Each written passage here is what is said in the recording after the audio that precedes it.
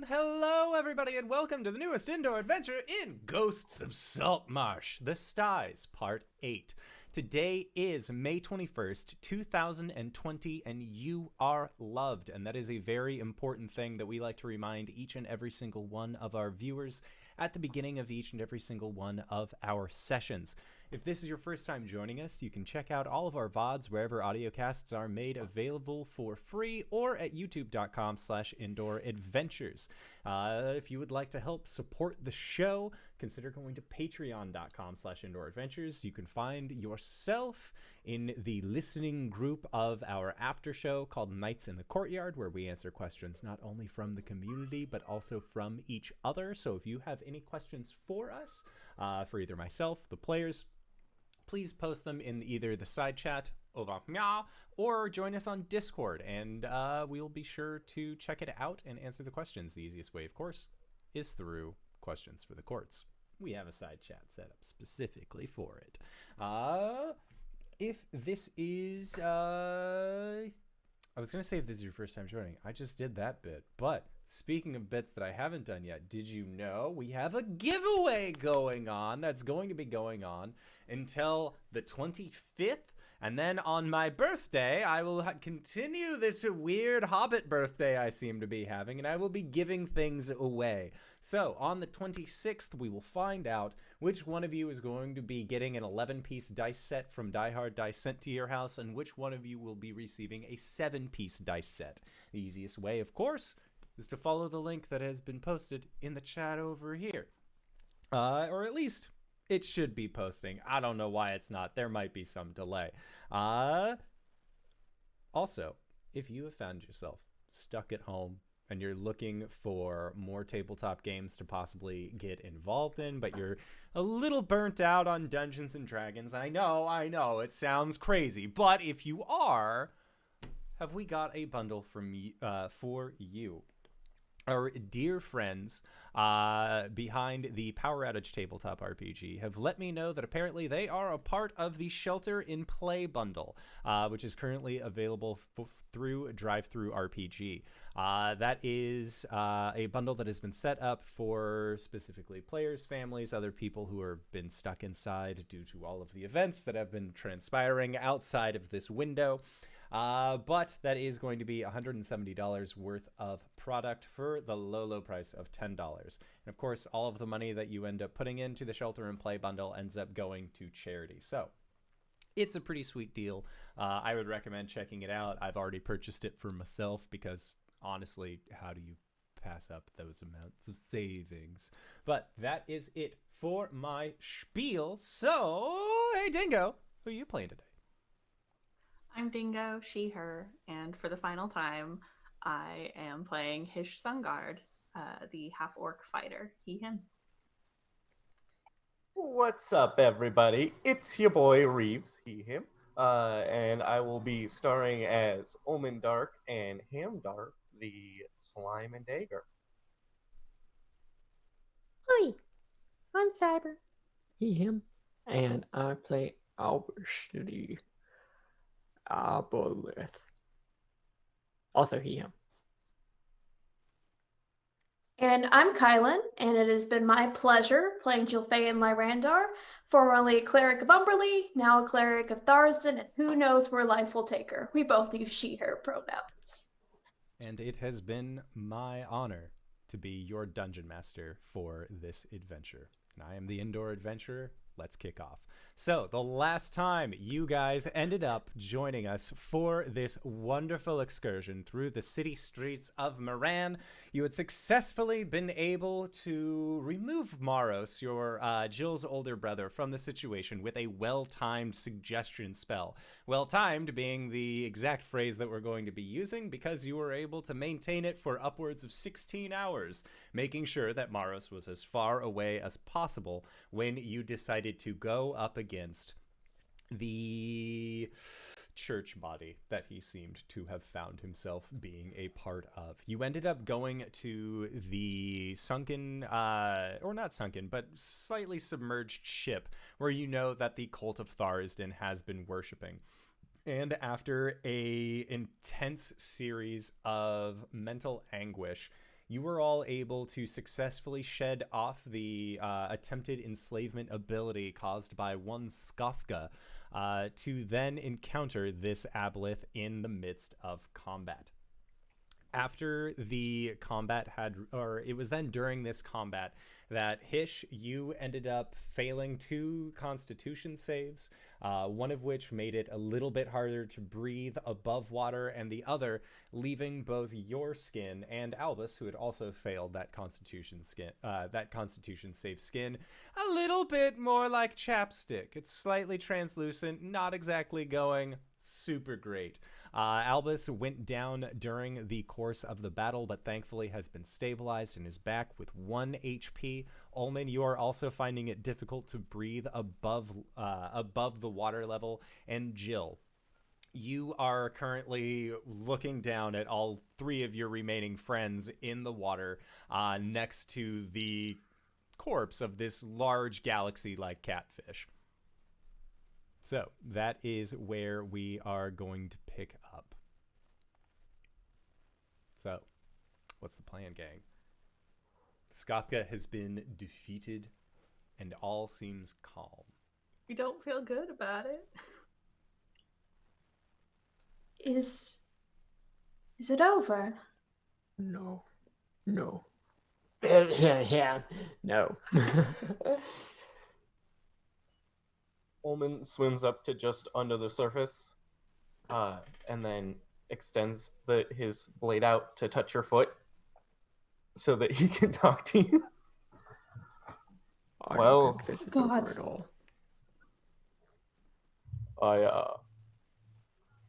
I'm still worried about where that kraken is. Are there any signs of it down there? I was just thinking about looking, but that is also terrifying. And Ulman, as you are taking stock of the surrounding area, Albus, you and Hish can see this as well, that at the bottom of this pool that Sgothga had resided in, you see that there is what looks like a cavern opening that just extends indefinitely into darkness. Oh, well. I suppose there's that hole, and that... It's foreboding enough. It's probably got a kraken in it. It's just pointing at it like,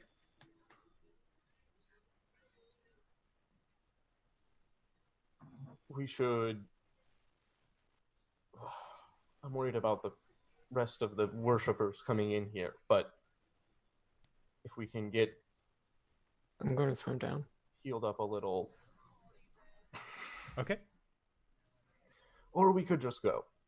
And I cast dancing lights around me. sure. And with that dancing light standing at the cavern entrance, you see that it just goes. It is sort of, it levels out. It's not like it descends deeper and deeper and deeper into the earth, leading you to a fantastical world full of dinosaurs. But instead looks like it just stretches out towards the sea, at least the direction of the open water. I would also like to cast Detect Thoughts Okay. and try to pick up like any sentience. Okay. What is the range on Detect Thoughts? The range of Detect Thoughts is... You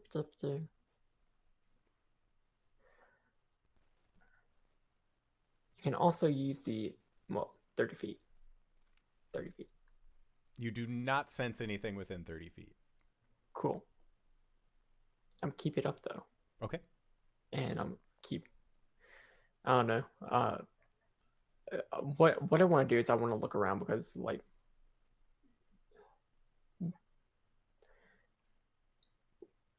we thought there were aboleths here, right? Or we thought that there were aboleths that came before that were being kept in the same place that the Tharthan temple was. Yes. That's what I'm trying to pick up. Okay. So it does not seem like there are It doesn't seem like there are any remains of an aboleth's passage other than the aboleth that is currently just sinking to the bottom of this pool. Okay, I'll rejoin everybody.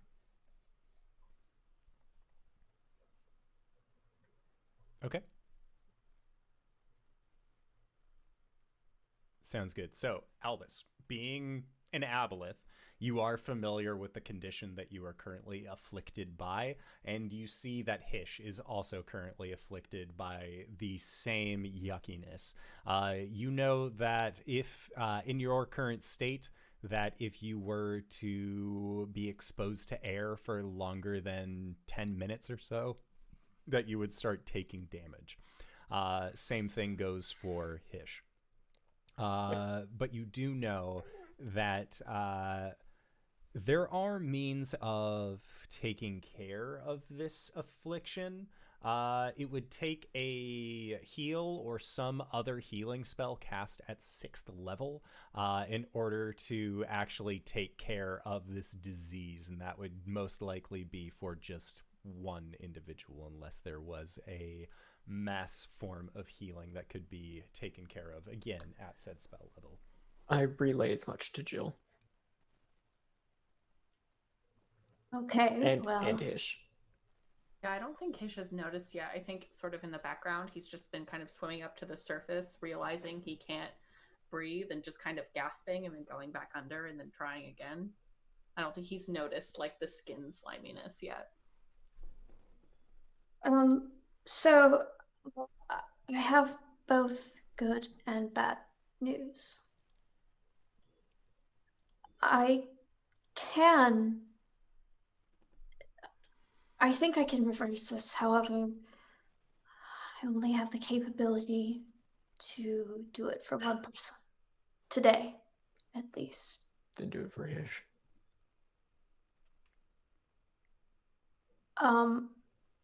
Jill's gonna look at him for a minute and just search for other signs of confirmation. Just give him this look of are you sure?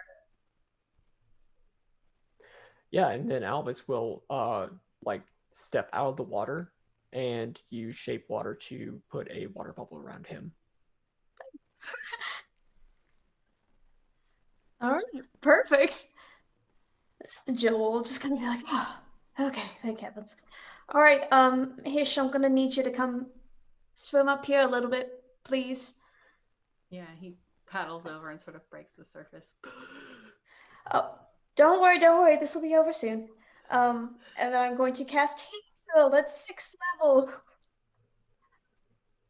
All right, so, Hish, the afflictions that have taken you over when battling against Sgothga are healed. 6th level's crazy. All of them? Can I breathe above water now? You can breathe above water as well. Also, if you're missing any hit points, you heal up to 70 hit points. Oh, damn.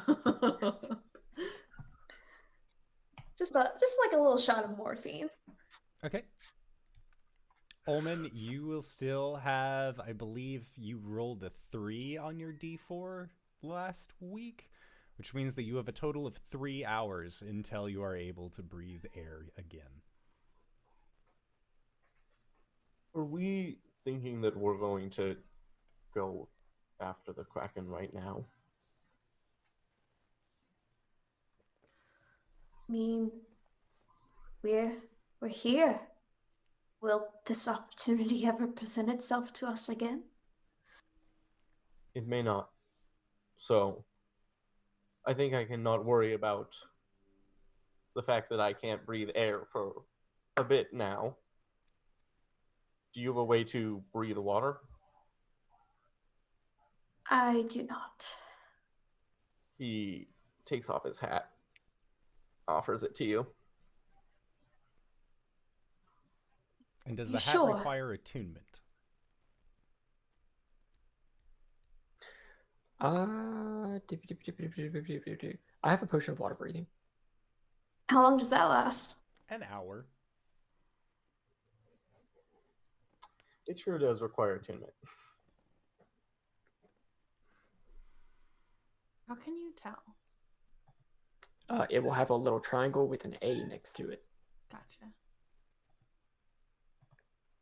Well, if we don't have the time for me to sit here and properly utilize this object, then I suppose the potion could work. If anything, you could always put on my cloak. And I don't want to rain on our parade, but Albus sort of looks like a stiff wind could blow him over. The water bubble is just like full of like a mixture of red and blue blood. Okay, well, let's work on that too. Sorry. Still trying to get my wits about me. Okay, so the most I can do for you at this point would be... I mean, we could take a rest for a short amount of time. If we felt comfortable doing that here, I wouldn't mind taking a breather before going up against possibly finding a kraken.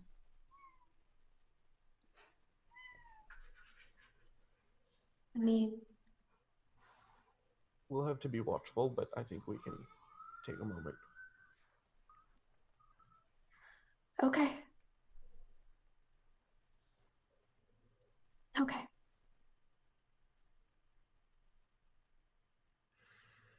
Short rest, short rest, short rest. Short rest. Short rest? Short The rest? shortest rest. Yeah. Short rest? Ooh! Rorschach. A little short rest? I'm gonna be swapping over some sorcery points during this. All right, I'm going to roll hit die like crazy. I'm gonna do that too. Yeah, go for it.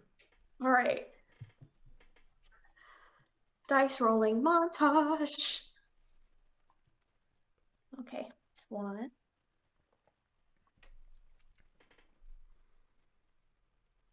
That's 2.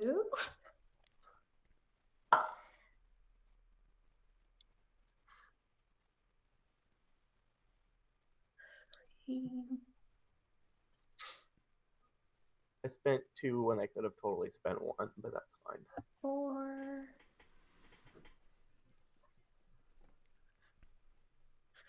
5. This just means that I can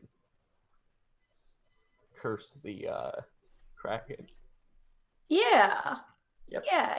It's those short class features. All right. What's everyone's high score? Mine's 5. I haven't rolled that yet. I'm trying to do math. It Oh hurts. no.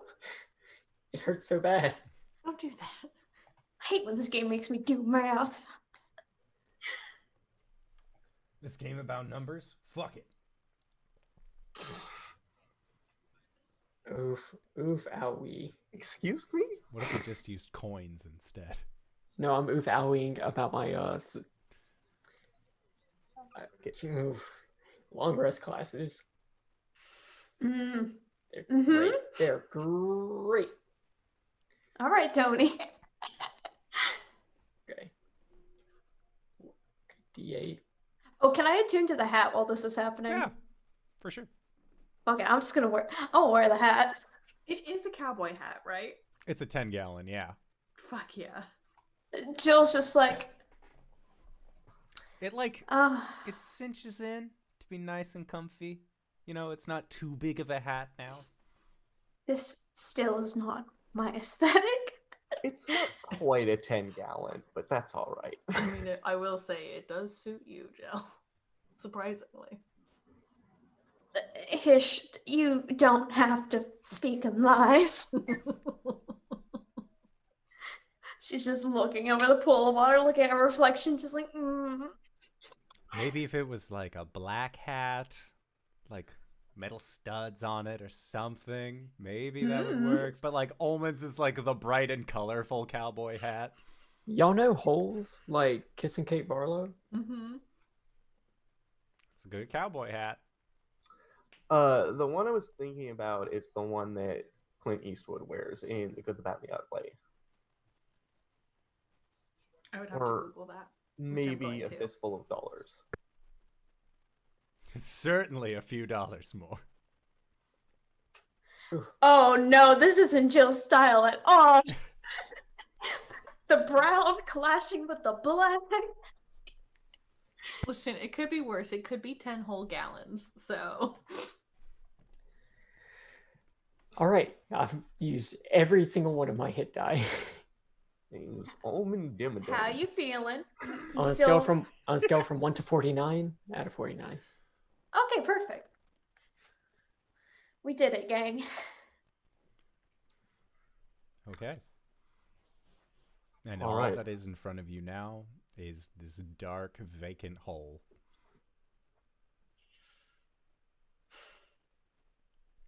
Go team. Well, I suppose it's time to jump in. Jill will say as she lowers herself into the water. Okay. So, you all end up approaching the this causeway that is the only escape that you can see from this internalized cavern, and you begin to descend into it. And as you go, Albus, do you still have your dancing lights cantrip up? Yep. Okay. So as you make your way in, it seems to stretch onward, and you see that it there are bits and pieces where it definitely will curve and mill about, but you don't see any clear exits, and you go for it's upwards of a half mile into this cavernous passage until you start seeing that there are markings on the cave wall. What sort of markings? They are spiral in nature, and they seem to just be etched, almost like they have been battered against the side of this wall by tendrils hundreds upon hundreds of times in passing, and have just created what looks like a series of spirals along the ceiling, walls, and floor. And these spiral-like patterns also continue deeper into the tunnel. And you go for what must be close to another half mile when you see that the cavern that you are traveling in finally opens up. And it opens up into a location that just has more water into it, but you don't see anything inside. What would you like to do?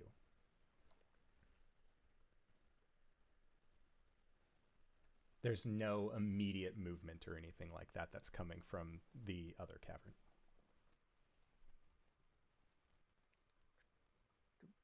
Do we just cross it?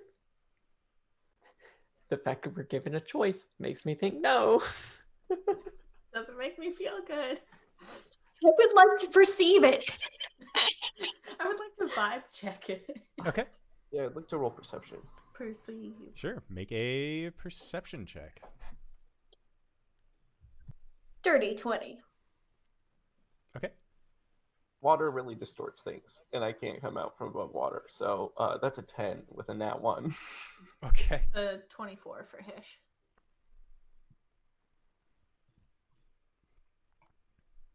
Six. Okay. So, Albus, you and Hish, or you and Ulman don't see anything innately. Jill and Hish, as you're looking in, the darkness of this cavern that you can see seems not necessarily like it is the absence of light from a light source. This seems like an absence of light where something is blocking what light would be there.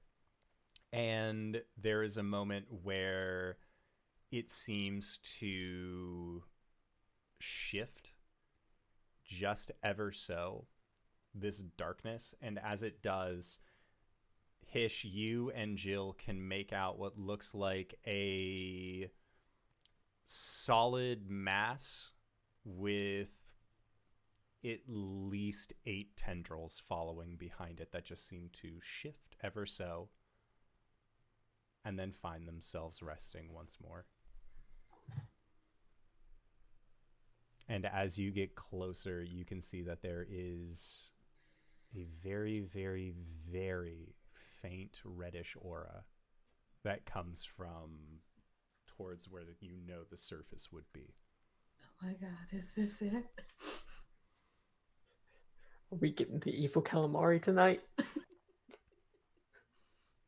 Yeah, I think Hish kind of gets in front of the group and holds up his hand. And I think he sort of notices that Jill's the only other one that has made this connection. And I think he looks to her, not able to speak because underwater, but is looking to her for the next move.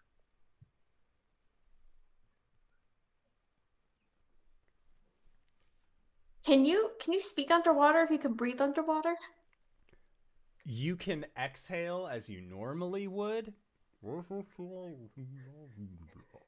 Like you can't form words, but you can still form them with your mouth. So if you're casting a spell, you are not inhibited in your spell casting, but you're still just speaking underwater.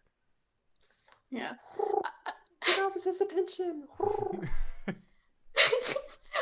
What? Who said that? Sea pigeon? Yeah, I think not Albus, Jill is just going to like try and like pantomime, just like. Yeah, he's just gonna point to his head and sort of look between the two of you, Albus and Jill. What did you notice? Why are you trying to pantomime? She's trying to communicate 8 legs. Jill, 8 legs. Jill, sorry, I should be rolling a die for all of this now. Oh, I forgot. Is this thing on? Can you hear me? I mean, as long as I don't like roll my max, I rolled my max. Okay, so 6 hours for you, Hish. Then I'm going to change over to Jill. 4 hours, and I can't use any more psionic abilities. Thanks, D&D.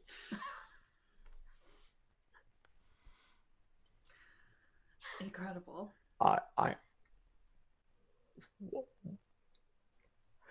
Joe, you said you saw you. Hish said that you said you saw something with 8 legs. Ooh. There's something over there.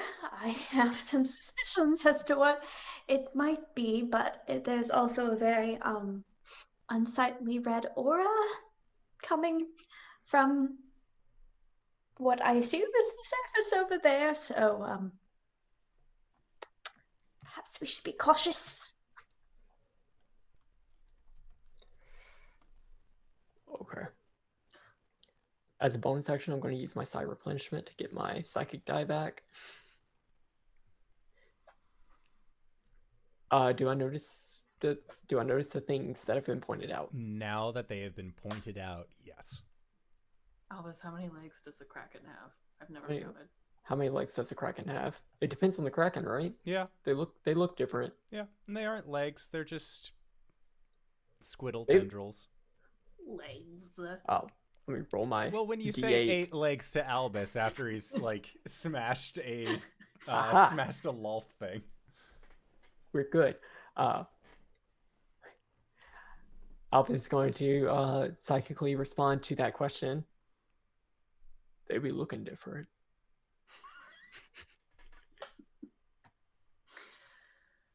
Okay, so this is either another giant octopus, or this is exactly what we're looking for. Right. And there is a sound No. Sir? emanates from this chamber. Sir. It is a lonely, hungry sound that just seems to echo.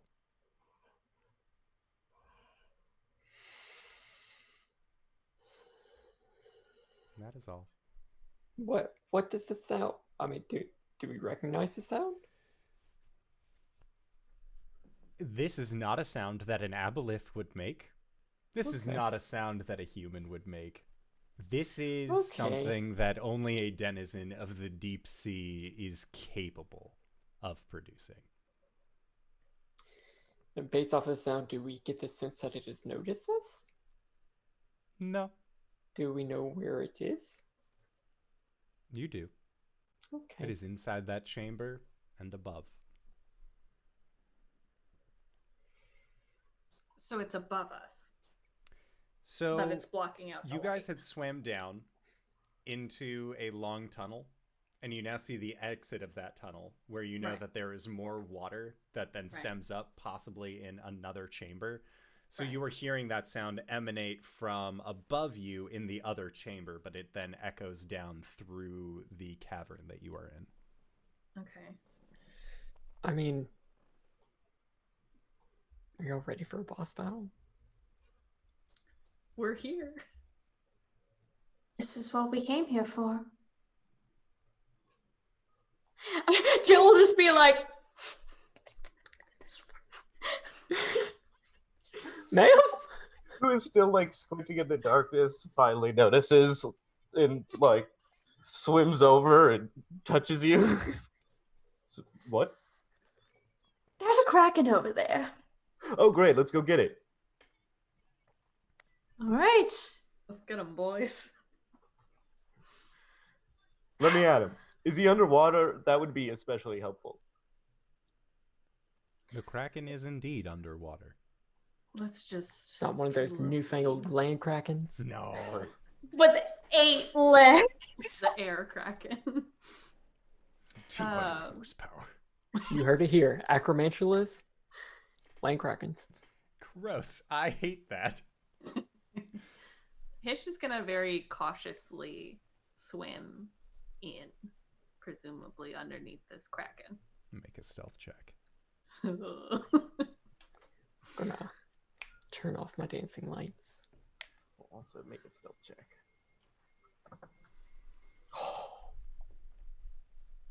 24.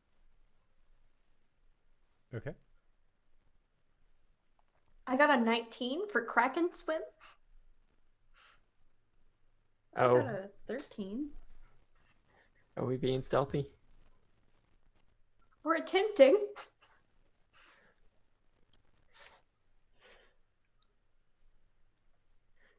Six.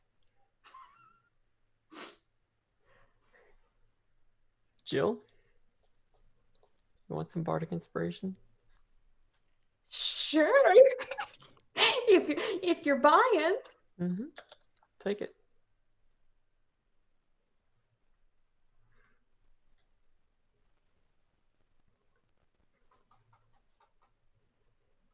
Okay. So, anyone who rolled higher than a 16, you're both good. Albus, it seems like you were unable to dissipate your dancing lights quick enough, and you can feel the shifting of water before you see this form. Hish, you are trying to find a good spot in this cavern, and part of you is like, no one looks on the ceiling for places. I've seen that in Mummers plays where people will just like post themselves up over a door frame and nobody ever checks for it. I'm gonna do that here. And like a spearhead piercing through the water, you see this huge monstrosity appear in the opening to this cavern. And you are met with a large eye that looks like its pupils almost split into two separate sections, similar to an hourglass where it just seems to be squeezed in the middle. And there is just this reddish glow that seems to come off in a almost spiral-like pattern from this kraken's eye. I would like for everybody to roll initiative. Whee! Oh my god. 14. 14? Oh, wait. Useless. 17. 7. God. Ceaseless watcher, turn your gaze upon these wretched things. I got a 23. Okay. That actually works out very well narratively. So, Oh. as the two that were able to stealth from this big monster have the opportunity to go first. So, Jill, you and Ulman are able to see this large eye form and then look into the cavern, and as it gazes in, you know that it sees you. It sees all four of you. It will always see all four of you as long as you are within its gaze. Ulman, you have the opportunity to go first as this eye looks in at through the cavern opening. Yeah. I think Ulman is going to start swimming, but as he does, Ham forces a weird grin onto his face and points with a finger, and the kraken's eye goes from that weird goat eye to just whoop, Big old googly huge circle. Just adorable anime eyes on this kraken. Ooh, woo, who's this? How? And then if I can get close enough to strike, I'd like to green flame blaze.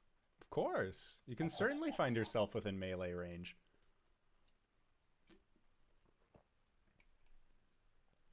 That rolled up onto my keyboard. I was not re-rolling something bad. That's fine. So does a 23 hit? No, for sure. Great.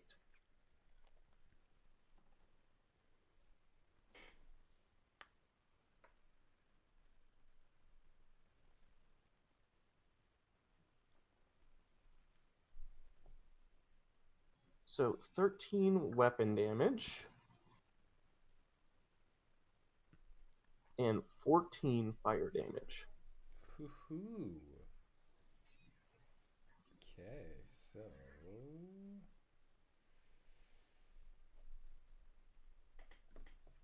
All right. So... as you strike out against it, it is going to use 2 of its legendary actions to make a tentacle attack against you, Ulman. Try me. And that is a 21 to hit with a tentacle. Not if I cast shield. Casting shield's a pretty good idea. All right. So, next up, Jill. Jill, you have seen Ulman swim up to this huge, monstrous, swimming thing and stab out towards it.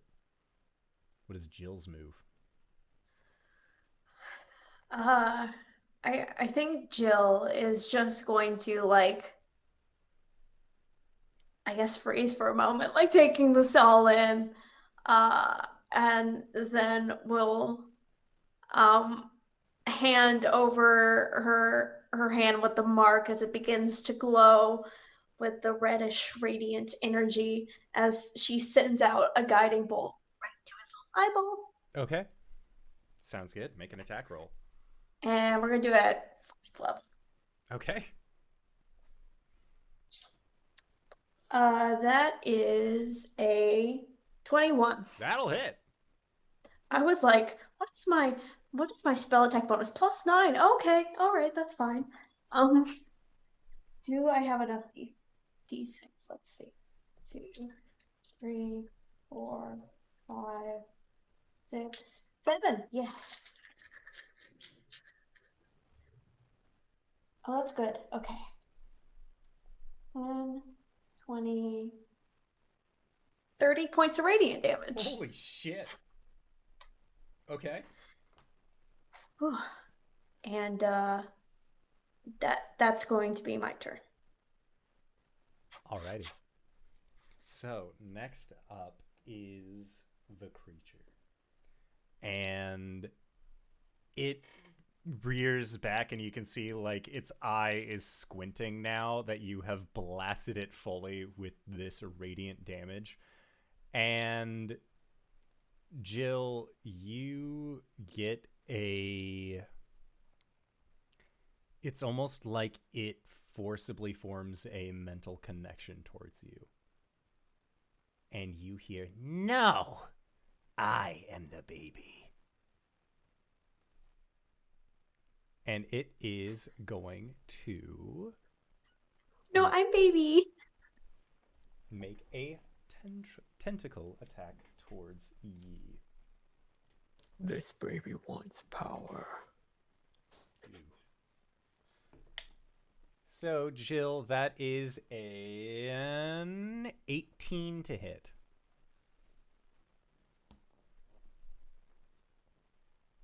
Just misses. Okay. Sounds good. So it is going to make a second tendril attack towards you. And that is a 19. Yeah, that won't hit. Okay. All right. So, Jill, you are going to be taking 20 points of bludgeoning damage, and you are grappled. Can I still use a reaction if I'm grappled? Yes, you can. I'd like to use Wrath of the Storm. Okay. I figured out the name of it before I set up to do it. Okay. That's a dex save of 17. All right. And it gets a 19. Well, it still will take half of 14 Okay. lightning damage. Okay. And as you are wrapped around and you begin to expel this reddish electricity from you, you see that it courses up the tentacle and then just seems to, almost like a healthy snack, is absorbed by this baby. Oh, no, bad baby. This baby Don't loves eat that. It's a Love it. fucking Jilfa'en. No, baby, don't eat that. Okay, so that is it for baby. Oh, Hish. baby. Hi. So Jill is grappled by what I assume was a tentacle, right? I didn't hear that part. It is. Hish Okay. is, or Jill is, yes. Bleh. I think Hish is going to drop down between the eye and Jill, and he's going to take his sword to try and slice through the tentacle. Okay. I'm just going to roll all three of these bad boys at the same time. Well, one of them's a natural 1. The other one is an 18 to hit, and then 12 to hit. The 18 hits, the 12 does not. All right. 7. Wait, no. That's not true. Oh! It Ramrod Dude, thank you for the donation of the biddies. That's so nice of thank you.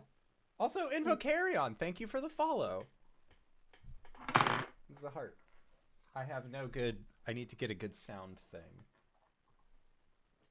Do a bong. Well, I could, because it's Oregon, but that goes against Twitch's terms of service. So, bong. Is that close? Excellent. 13 points of slashing damage. 13? Okay. Yeah. And then 11 points of fire damage. Okay. Sounds good. Oh, real quick, I'd also like to make that a distracting strike. So whoever hits it next gets advantage against it. Oh, shit! Speaking of, what was the first die that you rolled for an attack? I rolled them all 3 at the same Okay. time. So. Roll one of them again. We'll say that this will count for one of the misses because you technically had advantage on it because of the guiding strike or the guiding fuck bolt. Yeah. Big money, no whammies. That's a 16 plus 9, I assume that hits. Yeah, that hits. That's good. Yay! Yay! Guiding bolt. All right. Hey, lady. 10 slashing. 10 fire. And then I'm also going to make both of these just distracting strikes for fun. And then 11 additional damage. Okay. It is going to make, or it is then going to use 2 of its legendary actions to try and grapple you as well, Hish. Get the fuck away from me. That is a 23 to hit. You fucker. Okay. For a total of 18 points of bludgeoning damage, and you are grappled. Can I fucking... Oh, probably not till my turn. Never mind. Okay. Albus. I would like to cast Vicious Mockery on this creature. Okay. I need a Wisdom saving throw. That is a 14. It fails. Okay. We'll use a legendary resistance to succeed instead. I need a ruling. Okay. I would like. So I have cast a cantrip as an action on this turn. Okay. If I use Quicken Spell, can I cast another cantrip as a bonus action? Yeah. Okay. I would like to do that.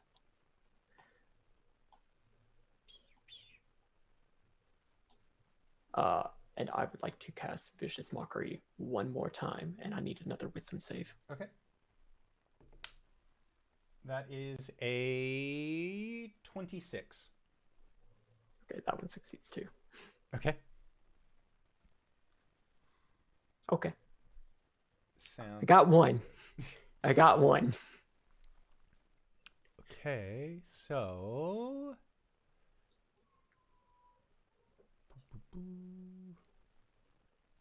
All right. Sounds good. So then next up, we are back at the top with Ulman. Jill and Hish are both currently grappled. I think Ulman is just going to continue tearing away from where he is, stabbing into this creature with Green Flame Blade. Okay. So it's going to be a 29 with a 19. That'll hit. And because he is cursed by me, that's a crit. Pew, pew, pew. Bump, bump, bump, bump.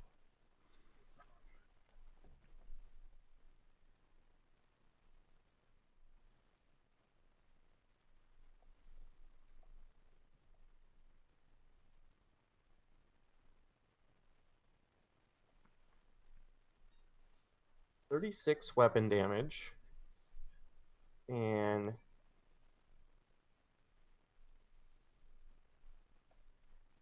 25 fire damage. Oh my god.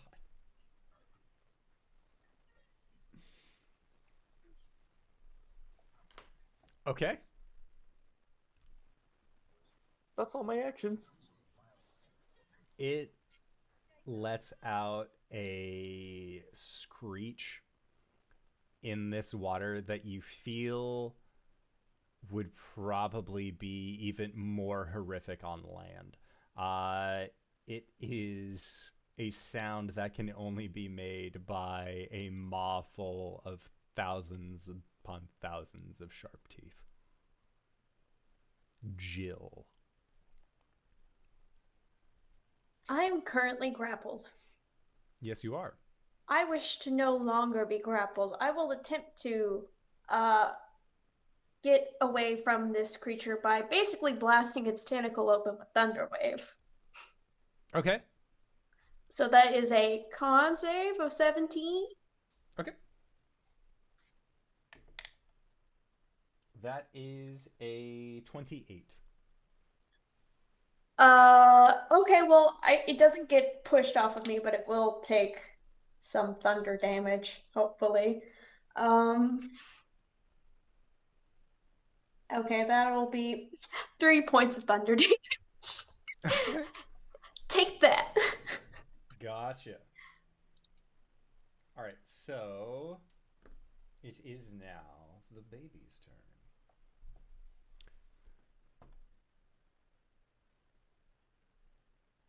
So, Hish, you see it spread open these other tendrils, and it looks like there are about 10 in total. 8 was a low-balled estimate on this one. And you see the cephalopod-like mouth extend out and open, and almost like Triumph, whose teeth you have never seen in person, these are teeth that you wish you had never seen in person, as it is going to attempt to bite you. And that is a 19 to bite. Yeah, it just hits. Okay. Stupid baby. All right, so that is going to be for 1. Wow. Wow, wow, wee wow. So you are going to be taking 13 points of piercing damage. Right. And you are swallowed. I'm what? Ma'am? I'm into it. I'm what? The 3 of you I've dealt with this. We'll be sees fine. Hish just... Oh! Hish, you are, while swallowed, blinded, and restrained, but you have total cover against other effects outside of the Kraken. So, Hish, you have been eaten.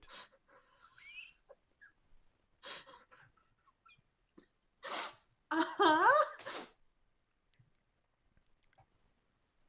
Yep. And on the start of the Kraken's next turn, we can figure out what that means. But... Boop, boop, boo. One fear. All right. So, then next... KyleWithAnN, how dare you? She said what we were all thinking. Hish, it is your turn. Can I? Can I? So you automatically fail any ability check that requires sight. That's fine. I don't need to see. Attack rolls against the creature have advantage, and your attack rolls have disadvantage. So you can still, because So wait, I have advantage against attacking it, but it you cannot. have disadvantage on attacks because you have been. But I'm inside of it. Yes, but I believe an attack, Cyber, is an attack and ability check. No. Okay, so you can still attack. You're just at disadvantage the entire time. I don't like that. But I would like to slice my way out of here. Okay. So yeah, Hish is gonna try and wiggle out his sword and just start digging as best he can. And I don't have enough dice to do all 3 at disadvantage at the same time. So this is the first time that somebody's attacking from the distracting strike. Do you get that even though it's now your turn again? Ulman I had don't- attacked it previously with a green flame blade. When you get Distracting one- strike is Right, okay. Yeah, yeah. Before it has to be before the start of my next turn. Gotcha. So And yeah, okay. I didn't realize Green Flame Bleed was the last attack. A lot's So, happened in a couple 15 turns. for the first one. Does not hit. Sure. All right. All right.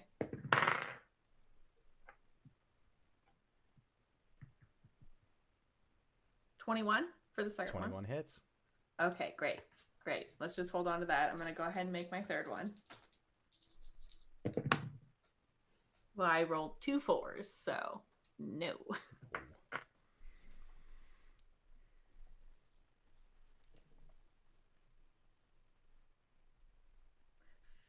$13 slashing damage. Math is hard. 5 fire damage. Okay.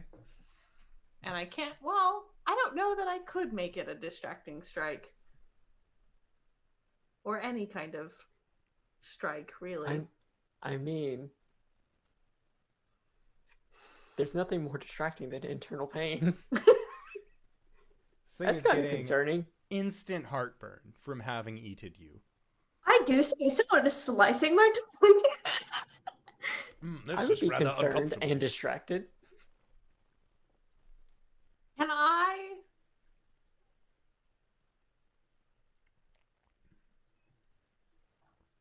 don't want to waste this because I feel like this battle is going to be fucking tough. But if I'm Hish, do I think if I push myself and perhaps action surge, I can grab whatever I forget what it's called. That little thing that dangles in the back of your throat? The kraken uvula. equivalent of a uvula. Uvula, thank you. So it's a girl house. And make it barf me back up? You do. Or am I too far down? You're too far down at this point. It basically just went gullet, and there's no, like, upper mouth area. It doesn't seem like this creature has a gag reflex. All right. Fucking typical stupid baby. All right. Yeah, I think that's it for Hish. Okay. So, Albus. I would like to viciously mock the kraken. Okay. I need a wisdom save. DC 17. That is a 15. That is a failure. Okay.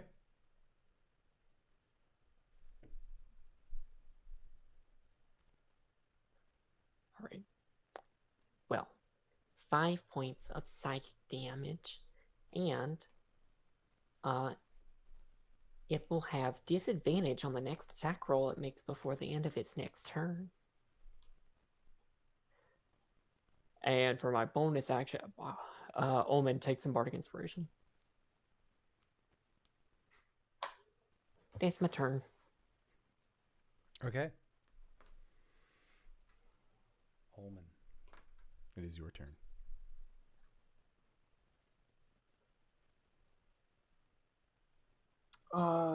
You just watched Hish get fucking swallowed. I think seeing that, Ulman repositions himself a little bit just so that he can be slicing at this thing's eye. And I'll green flame blade again. Okay.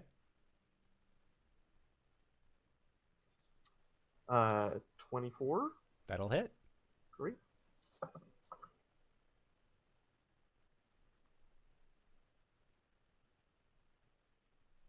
$21 weapon damage and 7 fire damage. Ulman, I have a very serious question I need to ask you in this moment. Yeah. What does it look like when Ulman Dark kills a young kraken?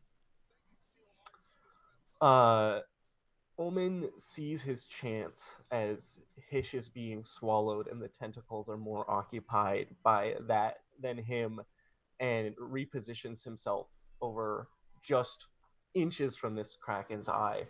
And as his sword lights up once more, he just plunges it as deep as his arm will go and pulls it back out. Okay.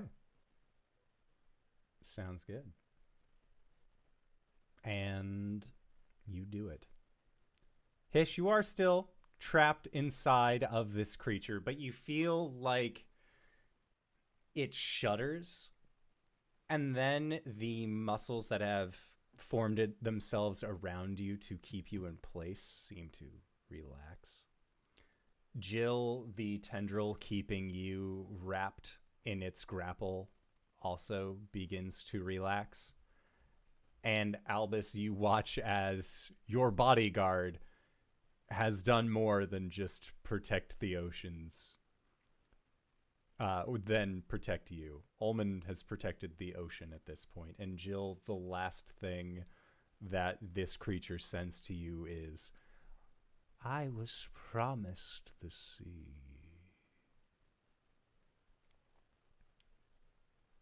And you watch as this kraken begins to sink. And as it does, you see that there is a branded marking on its upper body that is that same floral spiral pattern that you have come to know as the Mark of Tharsden. And that is where we are going to go into our break for the evening. So I'd like to say thank you to everybody who's decided to stick with us and join us for this wonderful ride. We are going to try and be back in 5 to 10 minutes, so don't go no place unless it is to grab a food, grab a drink, grab a friend, or possibly go to indooradventure.redbubble.com. Pick yourself up something nice, and we'll see you guys shortly. All right, everybody. See you soon! And we're back. Hello, everybody. The big baby kraken has been defeated.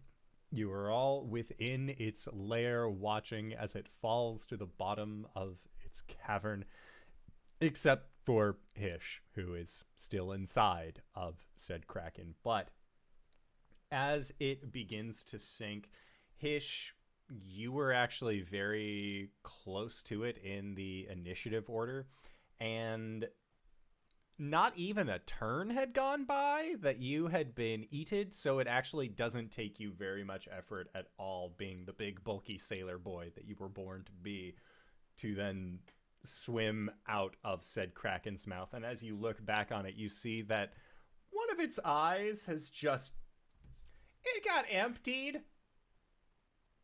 And you know that that is seeing your friends and the surprised look that's on Ulman's face. You're guessing that it was Ulman.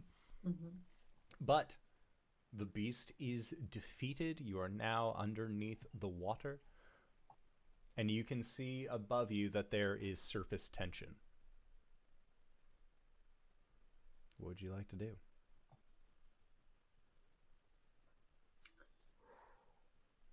There's nothing else in here that we can see, right? No.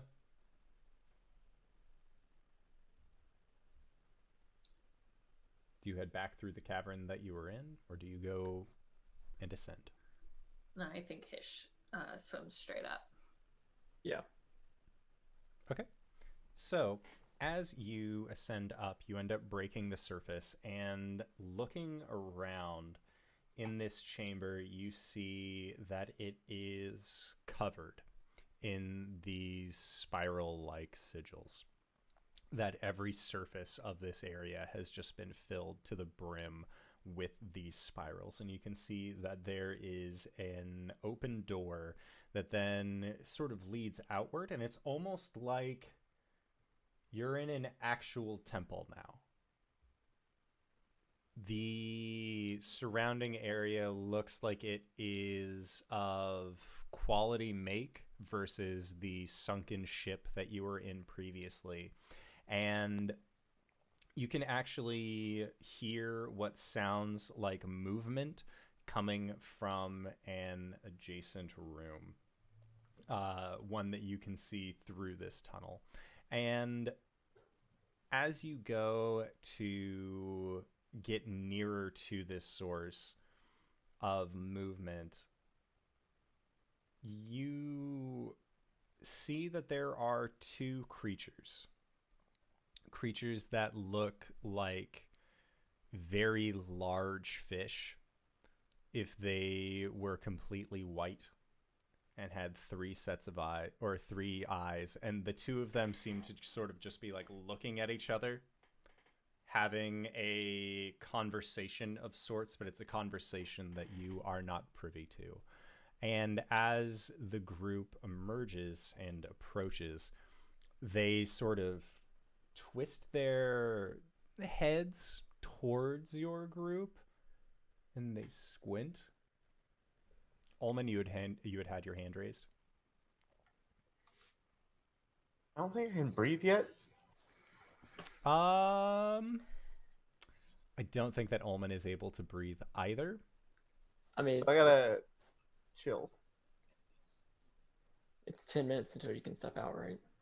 Or no, Ulman sorry, was hours. yeah. Albus 10 minutes until you start taking damage, right? yes. But Ulman had a different disease than Albus and Hish did. His was specifically that he was incapable of breathing air. Okay. So Do you want me to bubble you? I can bubble one of us. If you can. I can bubble one of us, yeah. I'll hold my breath. okay.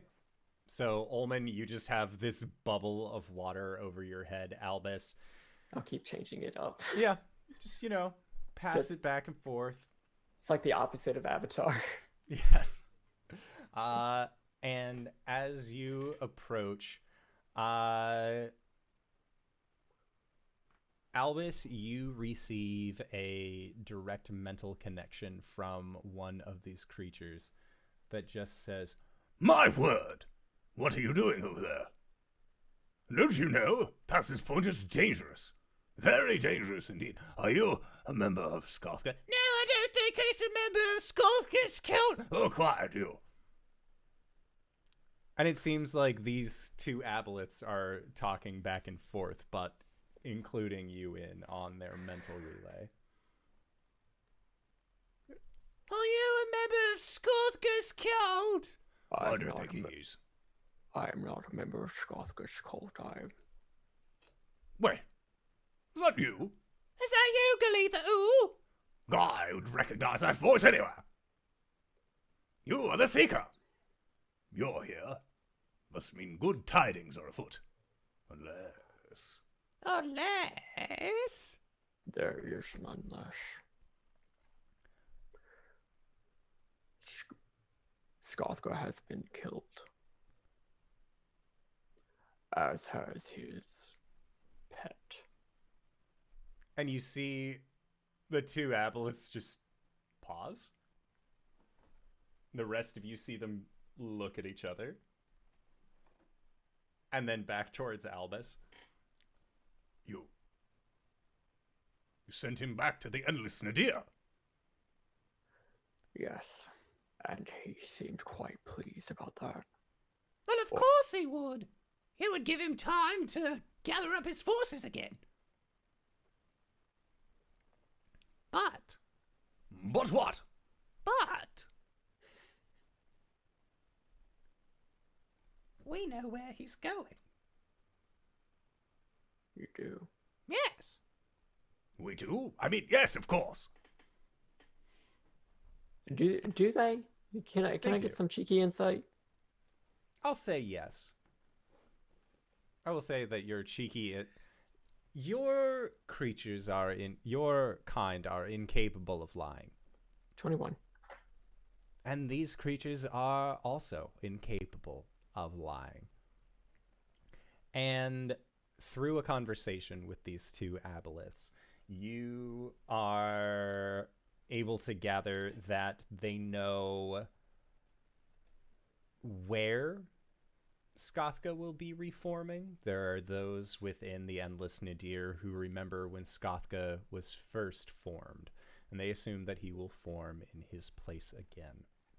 And the two of them are more than willing to wait patiently for however long it is to then see that he is brought to some form of abolethine justice. Do you need to be sent back? That would actually be quite helpful. We've been wandering around these awful waters for quite some time. I can only do this one at a time. But if you trust me, You are the Seeker. and I will banish both of them. Okay. And holding it until it becomes permanent, and they are permanently sent back to the Endless Nadir. Okay. And the rest of you three watch as Albus sends these other two aboleths back. And before they are sent back, they will let you know that the threshold between the room that you are in and the room that they are in has proven quite difficult for them. It seems like Sgothga had laid quite a few traps in the form of destructive glyphs around the said opening, and they had been trying to figure out how to dispel this tiresome magics, but they seemed to be unable to do so. I'm gonna warn everybody about that. Is there? Maybe Oh, set up a cheeky little detect magic ritually. Yeah. You are very easily able to do so, and you are successfully able to see that these are indeed glyphs of warding that have been set up in order to prevent anyone who is not a follower of Tharsden from entering beyond this threshold. With that information, you're fairly certain that Jill can just like hop back and forth in between the two rooms. is there a way to dispel the magic, Albus? I'm sure if you dispel the magic, yes. Ulman walks over and Ham looks down and squints at the glyph and holds his hands out, and I'm gonna try to dispel magic. Okay. Ah, like that. He says, "Be gone!"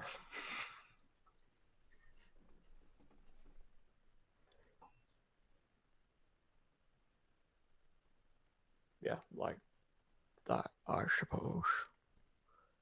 Yeah. And Ulman, what'd you roll? You're muted. I cannot hear. Is it my full caster check that I get to this, or is Yes. it just my... Okay, so then 24? Oh, yeah. As Ham says, be gone. And so it was. And these glyphs of warding have been removed. And continuing your way out of this area, you end up finding yourself at the doors to this temple. And when you open them, Jill, you know exactly where you are. Not in a weird, spooky way like you have previously. This is known as Landgrave's Folly. And what Landgrave's Folly was that it was a small island off the coast of Moran, about a mile or so away from the actual city limits, that had been purchased by a very eccentric businessman, possibly about a decade ago. And they had tried repeatedly to make a passage from this side of the map to what they believed would be on the other side. So they just began digging down and down and down. And after about a year or so ago, or a year or so passed by of this digging, the mysterious deaths started to occur. People started to go missing. People stopped hearing from Landgrave. And Landgrave thought that if they designed their home to look more like a temple than a house, that they would be able to then fix this issue that they were having. That was, however, not the case, and the entire place ended up going into a state of disarray. And looking out now that it is still in the late hours, you are yet to see a sunrise along the coast. But it's getting to be that kind of like nice pastel purplish color that is always the predecessor for a particularly beautiful sunrise. That you can see that if you didn't know any better, it would look like this building is still in the process of being built. But in reality, it is because there have been several ships that have run a little bit too close to this now almost sunken inlet, and have actually either sank themselves along the sides or have just brushed up against the building enough to cause it to look like it is in such a state of disarray. But you have a good heading, and you know that Moran is only about a mile away. I relay this information to my party, saying, well, we're close.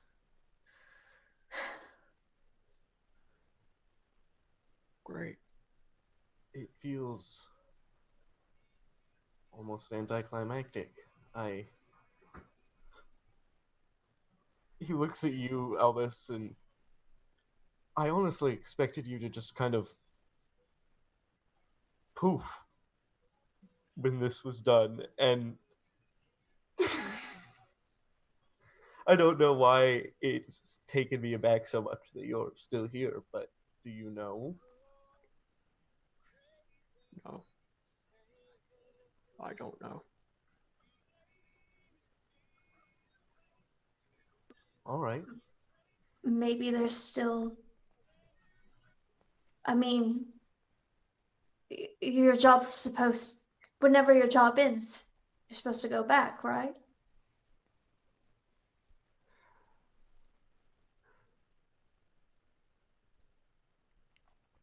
Possibly. Well, maybe there's still something left. Or maybe your job isn't over till he's brought to justice, which won't happen till he reforms. Or perhaps it's just not over until you go home and you say it's over. But I'd be sad to see you go.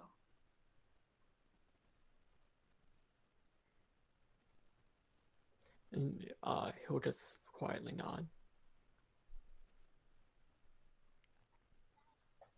I don't know what to do. Well, there's going to be some drama come morning, probably. But we could hike a mile or swim back to the ship. And I could make us some food. And we could eat together. The food sounds great. The swimming sounds terrible right now. Yeah. We could just do the walking. The walking is fine. Just go back the way we came, I suppose. Would I know of another way out of... Yeah. In order to... You'd have to wait for the tide to recede a little bit in order for the land bridge to form, but based on what you're looking at, you're maybe like 20-30 minutes out as far as the land is as far as the water receding is concerned. And so we'll say that as your guys' conversation sort of dwindles down, that is when you just see this land bridge arise. And walking back to it, it is definitely as Ulman said, where it almost seems too peaceful for the events that have transpired. In less than 48 hours, you murdered a public official in their own home, decapitated them, took their head, asked them questions about an ancient creature, found said ancient creature, killed them, found the baby that they were raising, killed that big old juvenile kraken, and it's calm. And when you arrive back onto Triumph, it continues to remain calm. And Ulman, as you cook whatever foods that it is that Ulman has prepared. That is where the sun rises on your group. And that is where our Ghosts of Saltmarsh ends.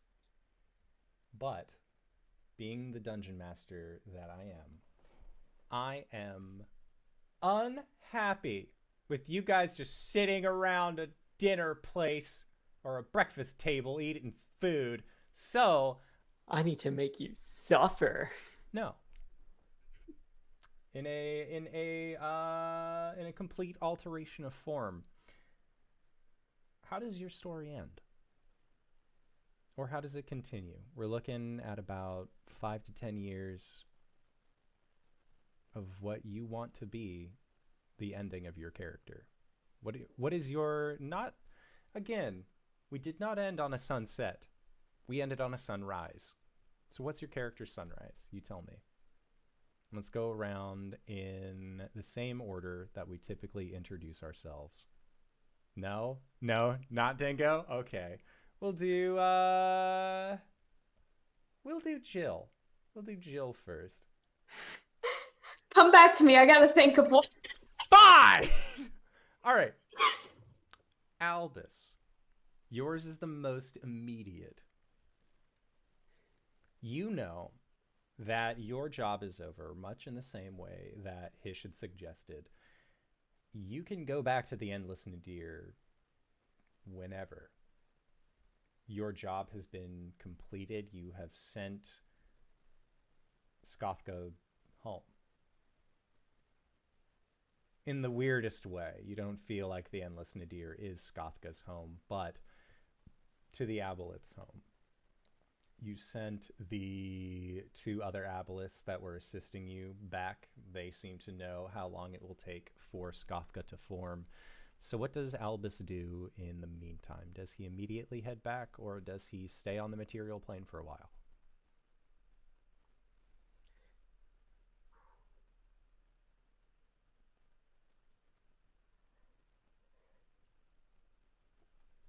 I have a question. Sure.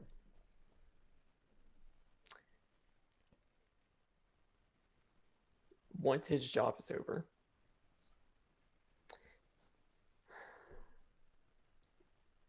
is he told how he can regain his shape?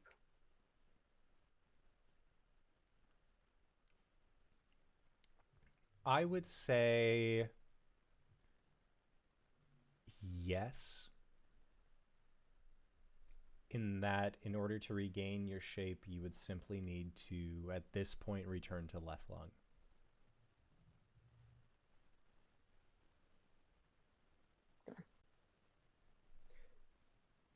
Yeah, so I will let everybody know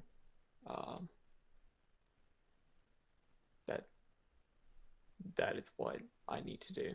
I need to go back to left lung.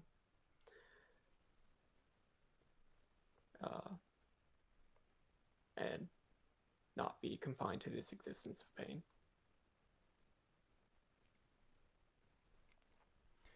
If you wanted to regain your form earlier, but not be on the material plane, there's always a banishing. You could just return to the Endless Nadir. I can't banish myself. But I can. And Jill could send you home.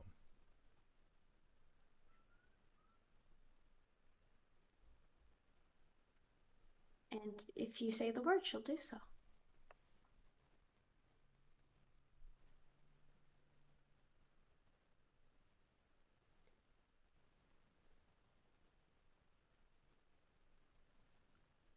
Jilfa'en, are you happy?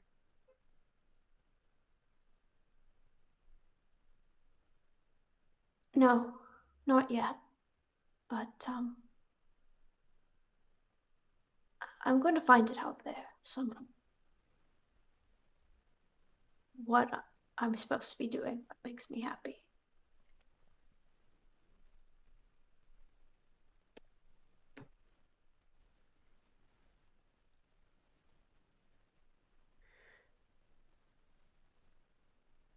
Before I go,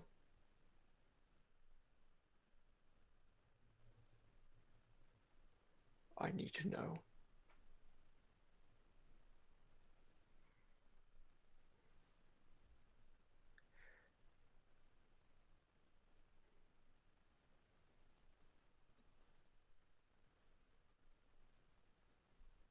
Are you going to break any more chains?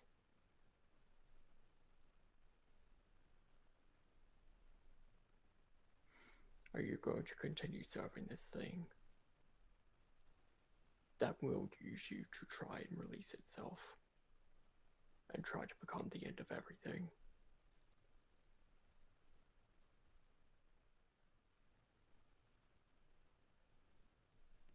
Let that walk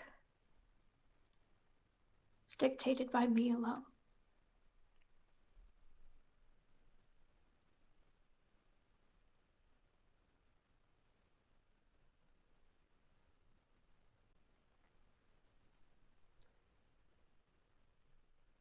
If I detect thoughts and pry, do I know that to be true? You get a sense of fear and uncertainty, but the words ring true.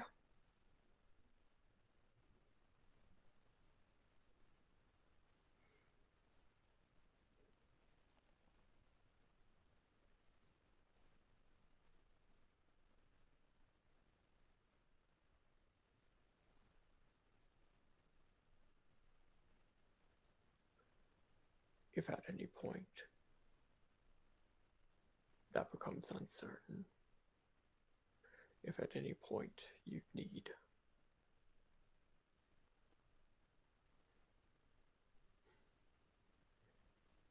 I hope you know I would never do that to you. I appreciate it, Albus, really, but I think I'm gonna try this on now.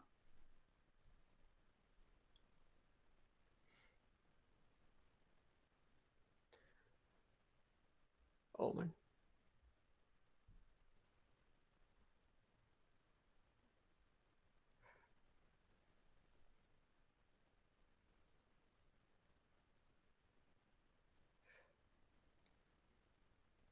He'll think about it for a little bit. I was going to say you were a very great bodyguard, but I did die twice. But you're still alive. But I am And still you alive. complete your mission. And I did complete my mission. You completed my mission.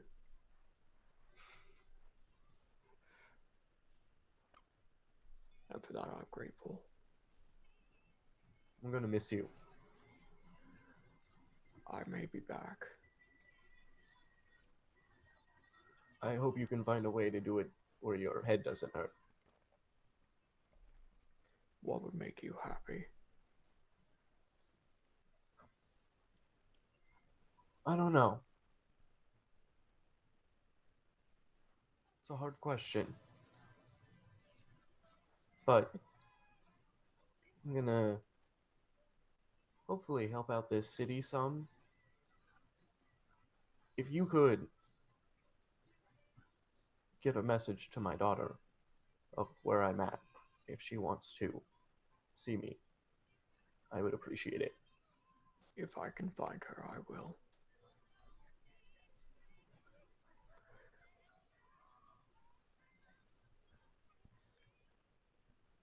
Hish, my captain.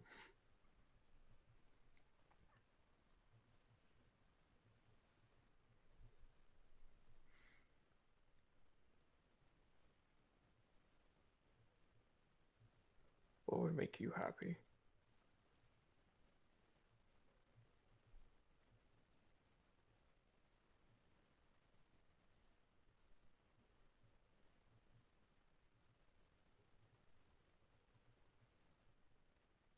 I don't know, Albus. There's a lot of things that would make me happy, but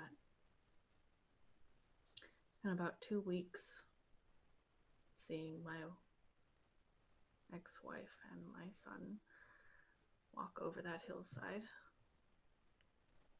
And selfishly, seeing the three of you residing and thriving here, and all of us staying friends, however possible that may be.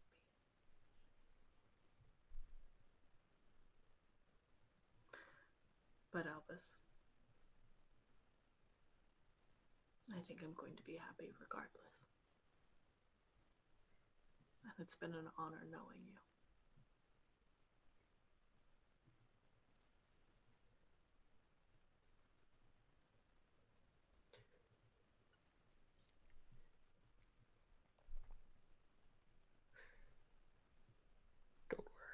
Don't worry.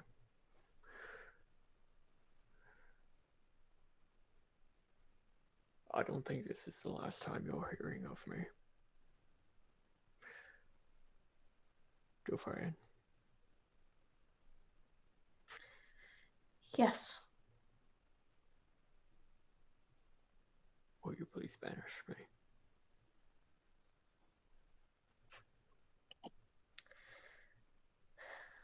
For this I'll do for you, my friend. Take care. And she'll place a hand on his shoulder.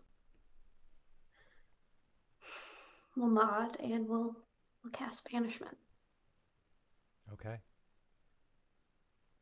Albus, you are sent back to the Endless Nadir, and when you arrive, it is like a cocoon emerging, where this simple form that was Albus Lacroix sheds itself oh so delightfully. And in its place, we see the lawman galaxy catfish known as KyleWithAnN emerge, and you are able to swim free of the confines of the consistent migraines that plagued you in your human form. You are free. Couple of follow-up questions. Of course.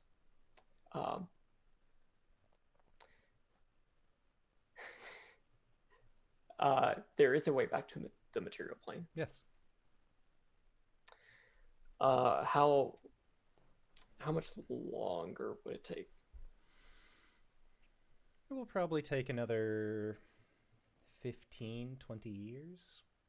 To get back to the material plane? Yeah. Okay. In Well, catfish time, not very long. We'll circle back to me. Okay. So, Jill,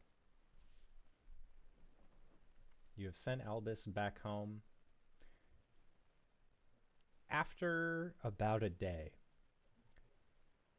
Maros comes back, and he is rightfully upset at the fact that you all charmed him, but he is understanding of the situation as a whole. And when you reveal to him, if you do, the situation that was occurring, She will. is understanding and incredibly grateful for the sacrifices that you made along the way, and says that if he were in your shoes, he would have also used magic on himself to get him as far away from possible, or as far away from danger as possible. He will continue to follow Tharsden. That seems to be a personal choice that Maros has made, and he does not inform Reinen. And you don't think that he ever truly tells Reinen about the source of his own dark luck. But what does Jill do now that her brother has returned? Albus has been sent back home, and Moran is one councilman short. I think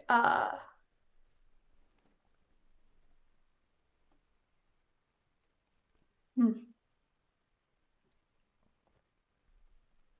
I think Maros would try to get her to go for the position.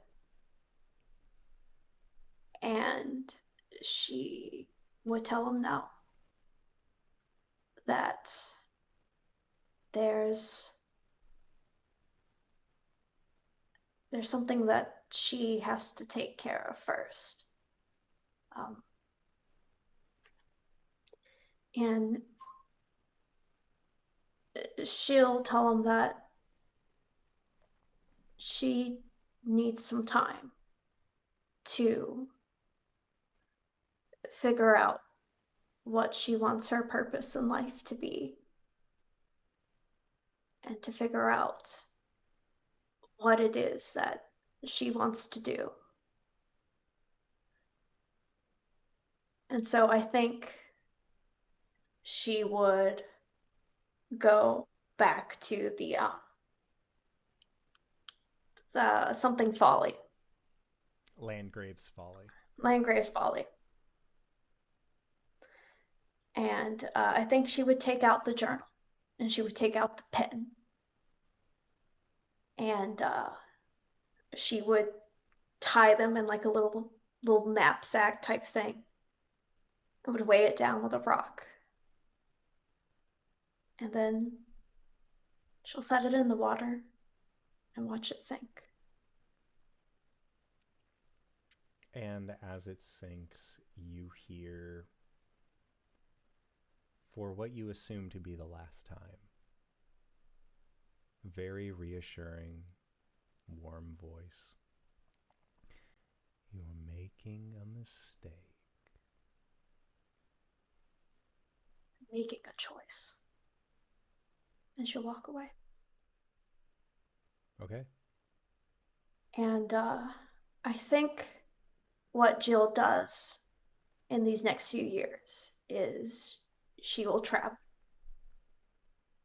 all up and down the Sword Coast, to the Moonshade Isles, everywhere possible on the map. And she'll write. But she won't write about things as the way she wants them to be. But she'll write about the way things are. And do you take Triumph, or do you take a new vessel? Do you want Triumph? Do you want that sweet baby boy? I suppose it depends. That's up to you. On?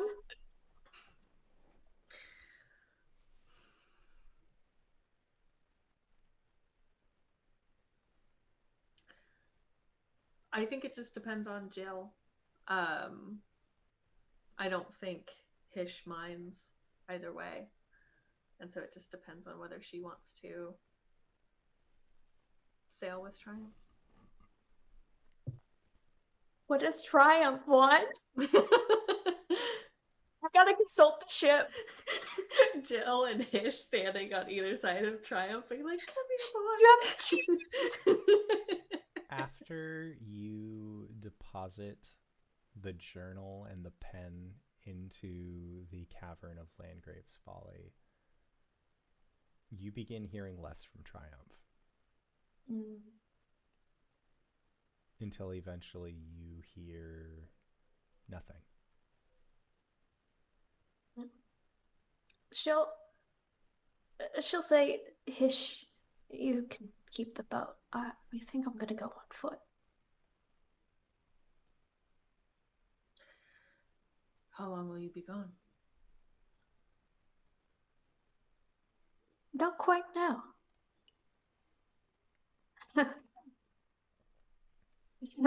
For once, I don't have anywhere I'm supposed to be.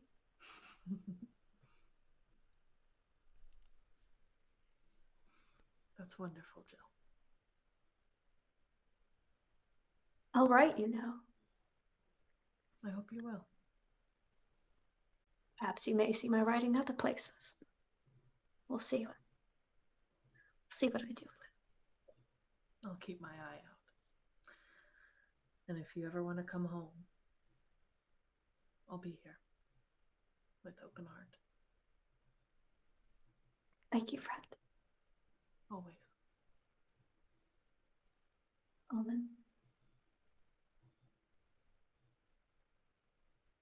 Oh, Jill. Tharsden. He told me that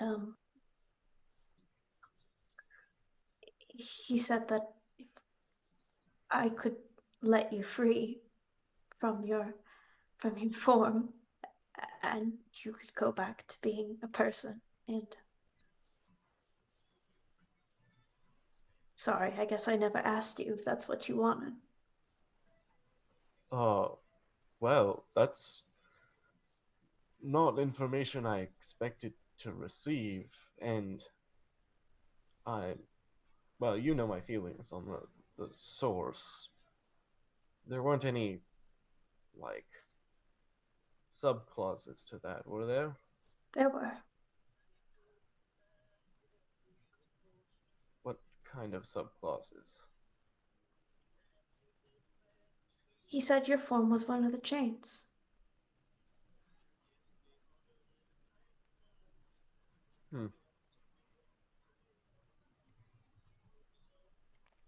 That seems...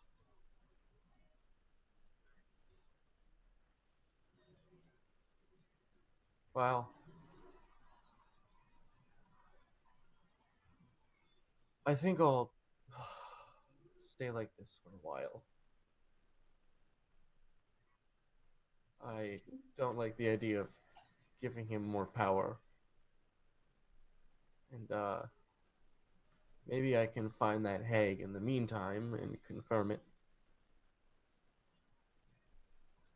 But you said you're right, so I'll know where you are.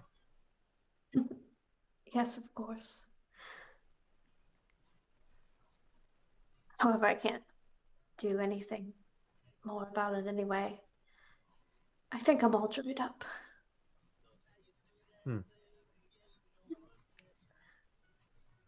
Proud of you. You always had my back. I'm excited to see what you do. Me too. Take care. You too. And she'll sling a pack over her shoulder and she'll walk towards the horizon. Okay. Several weeks go by at this point until, Hish, you are greeted one morning by a small reddish pseudo-dragon sitting in the portcullis window of the ship that you currently call your home.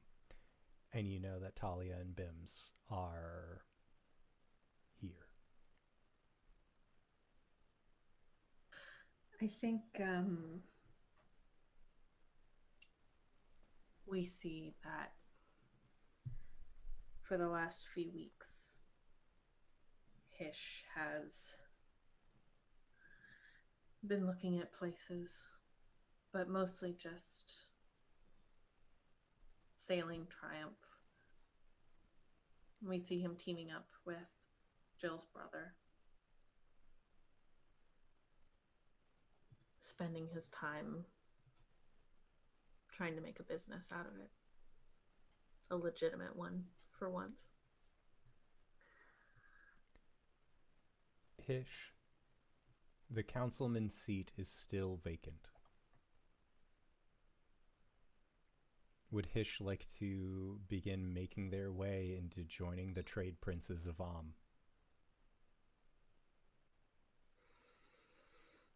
I think so.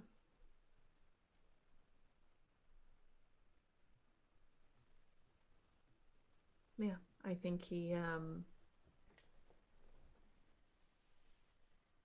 takes a while to consider it, but after Jill leaves and Albus leaves, He starts a very small grassroots campaign. And when we sort of flash forward and we see Bims sitting in the portcullis window,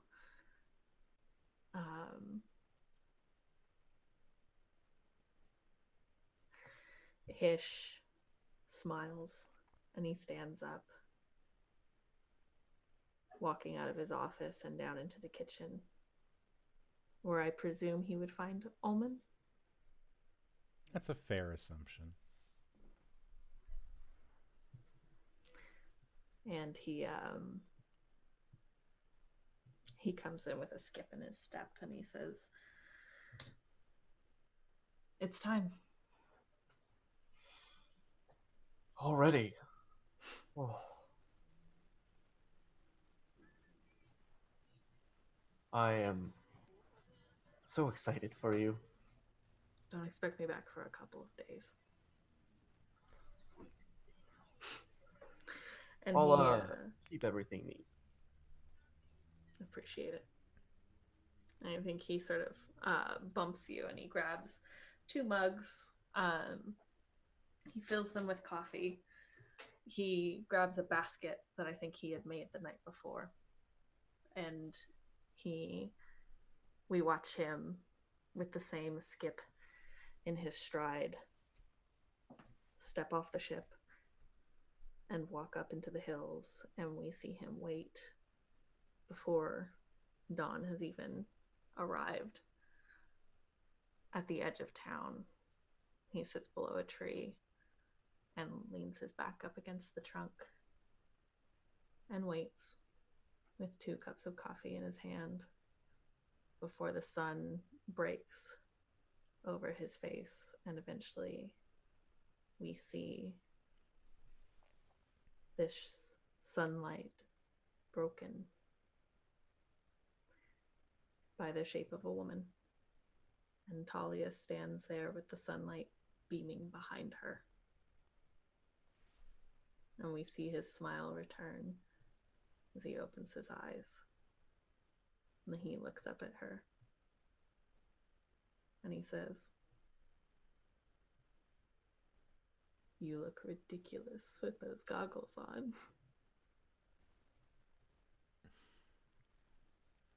And she smiles, and there is a bit of a laugh that is broken off by a much shriller, happier, exasperated laugh as a set of small feet rushes through the shadows behind Talia, and you are tackled by Ollie, who immediately puts their arms around your neck and just begins regaling you with the tales of a young boy who has been on the road for far too long. He's giving you the rundown of every camp that has been broken down. Every time a pit stop was made, Ollie made sure to remember these in detail for the time that he got to see his dad again. Yeah, we see Hish smiling and laughing and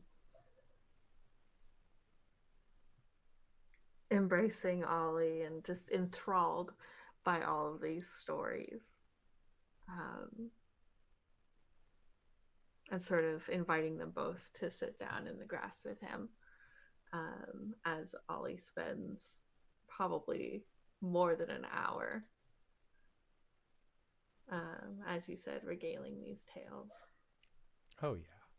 No, and at this point, the retinue of mercenaries and guards that you had hired to come with you, some of them disperse, seeing this as their job done. Clearly, like, they witnessed you in combat on more than one occasion. They know that they were just there to look scary. And and several of them even make their way towards Moran at this point. Yeah. I think Hish leans his head up against Ollie's, sort of bumping against Ollie's horns. And he says, "I missed you, bud." And Ollie is just like rubbing his head against you, and like his horns are like hitting against your tusks, which if you weren't his parent would be like, cut that out. But like you've missed this, and he's just saying that he has missed you so,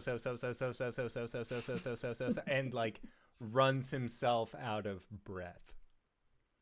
And Talia just looks at her small family and laughs. Yeah, and I think Hish sort of lifts Ollie up, packs up the basket, and says,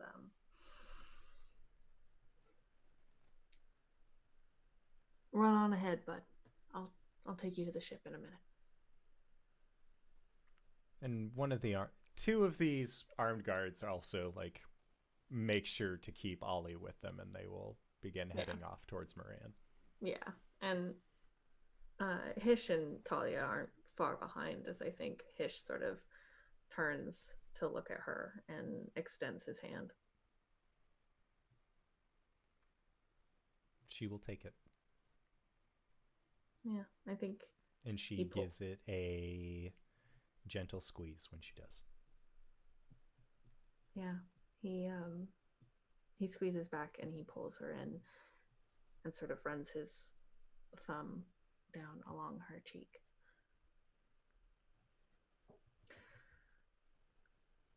I should have said this.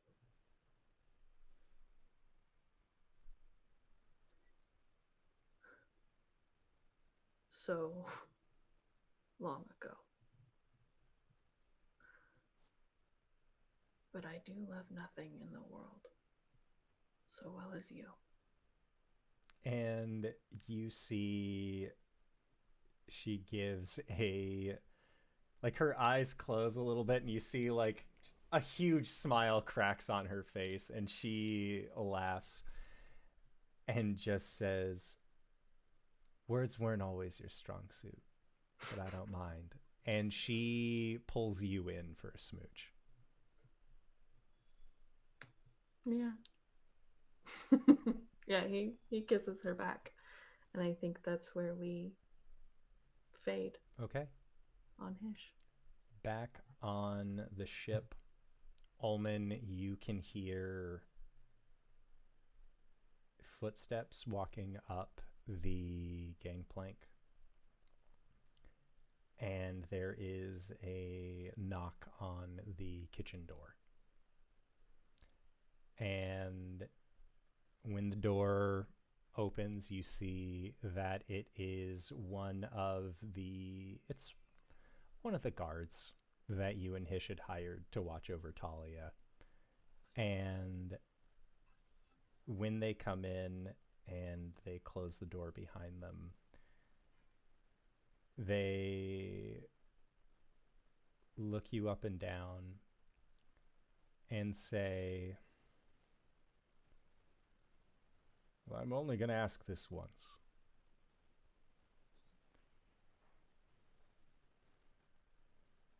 I need to speak to grandmother. Would you come with me?" And you see their form fades, and standing in front of you is Jodariel. "I thought a lot about what you said. And I've had some time on the road to think. And I don't mind if it is you as you are now, or if it is you as just a blade. But I would like to know the man my father became, and I would like to know why my grandmother was so keen on keeping him away from me. So would you come with me?" Yes. Of course. And So glad to see you. Jodariel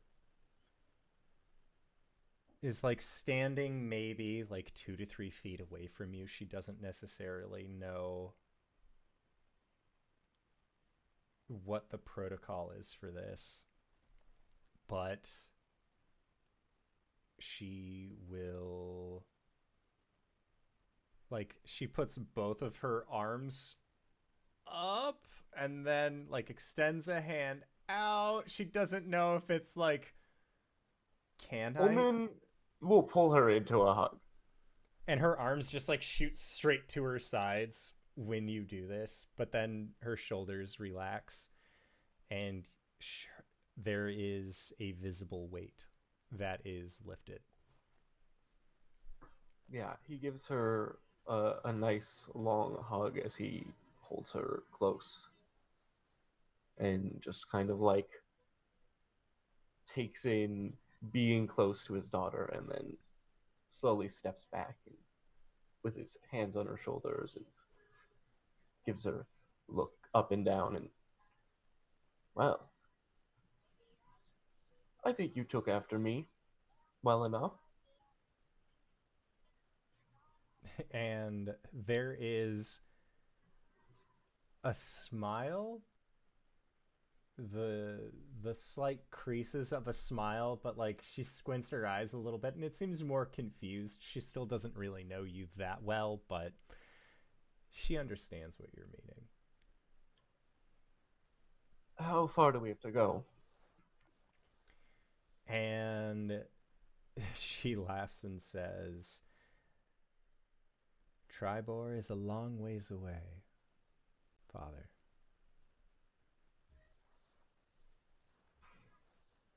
Long ways indeed. Unless we can get a ship or get hired on as able-bodied sailors.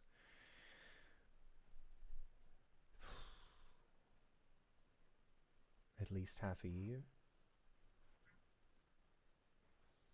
Maybe more if we end up getting hit with winter. Well, I know a few sailors here. I'm sure I could pull some strings, get us a ship. Or at least passage.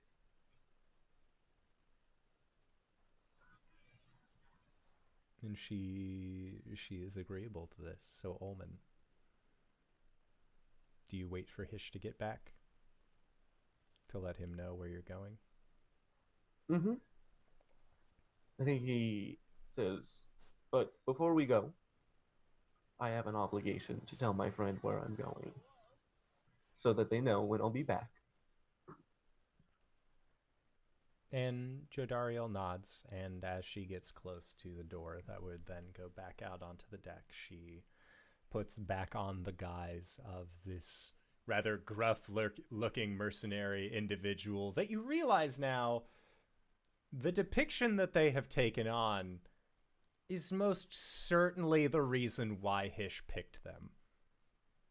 Like, they look like the strapping young lad that would protect any woman or child from any ne'er-do-well along the road.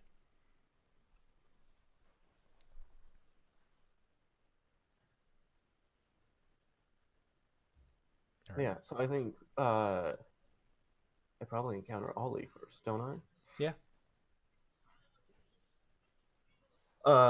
Are the guards still with him when he gets to the ship? He rushes forward from them, but they will eventually follow onto the ship. And Hish would not be far behind him at this point. I just want to make sure there's time for him to burst into the kitchen and for him to be like, Ollie! Oh, 110% there is. With This is your rather sunrise. too much suspicion. Yeah, I think there's a joyous reunion there between the two of them. And they have a small performance of a comedy sketch that they wrote up, the two of them together. They wrote the script for it. So there's some humorous moments, but it's mostly just getting to watch these two young children do their thing, have some fun. And when it's over, Ulman sits back down at the table with you and says, so, sooner than I thought, but I'm going to be heading out.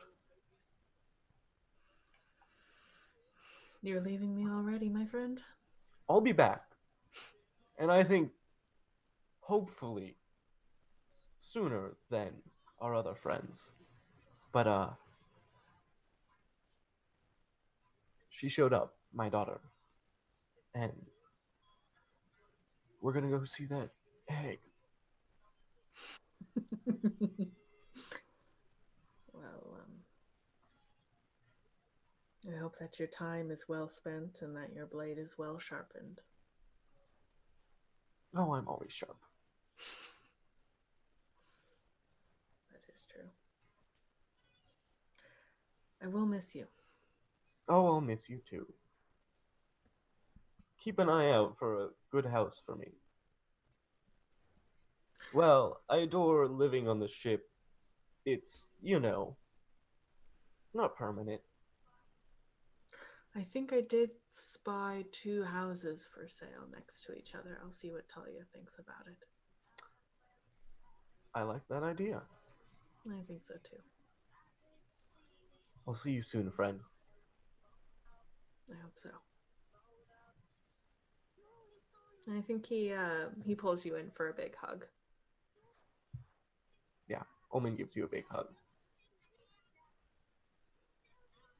Alrighty. Sounds good. So, I had to use the bathroom real quick. I apologize, but then there were more Albus questions. So, we can get back to those just a second.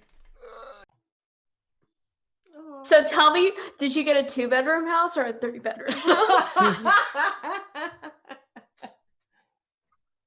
How many beds? 3, but not for the reason that you think. Guest bed. Guest bed, guest bed. Or baby number 2. Listen, Hish had that vision. He can hope. He's like, Huh? anyways, I saw the stars align. Future. You told me I can't have this future? Well, screw you. I killed you. You can't tell me what to do. Hish said, bet.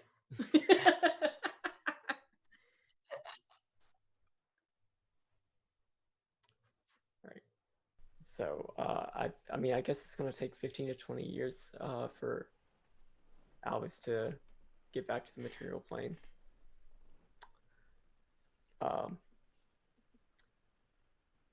Which means in about 20 years, everybody is going to get a letter.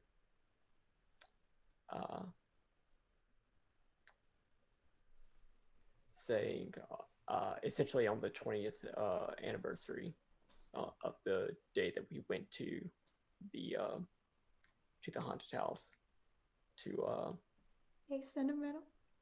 that he would meet them in Saltmarsh. In that time, he would have returned to Left Lung for a little bit, but also he still has that grotto underneath Saltmarsh. And that house that he still does own. We're gonna get just a itty bitty bit dark here. But essentially he's going to insinuate himself enough in Saltmarsh to get Viari out of Hish's house. By the time that you would be able to insinuate yourself, Viari is no longer the homeowner of the Hish house. It is a young tiefling woman of opalescent skin color. God, which one of these are they? That is... Which one of your damn tieflings is this? That is not mine. That is the tiefling known as Virtue from our Waterdeep campaign, who was Hubris's sister, who was stolen away to the city plain of Ravnica and made their way back home. Okay, well, sorry, RJ, she's getting out. Okay, she's gone. She's gone. I have an a campaign reunion to plan, she's gone. Bye. She's over at the Ac Inc. building, which is in disrepair if it's been over 20 years.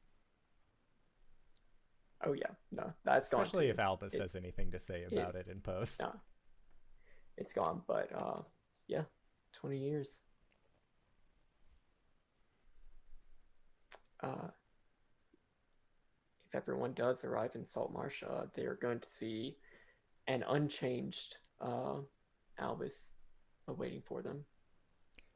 When you say without, unchanged, like without the humanoid, without the third eye, without tentacles, just as he was whenever we all started, just like standing on the porch of Hish's house. This is a psychic projection. This is not actually him, but this is what will await you. It's been a long time, friends. and the only one of you who looks a day older than when you last left them would be the only one who age actually means anything, and that is Hish, who is now... Hish, how old were you during Saltmarsh?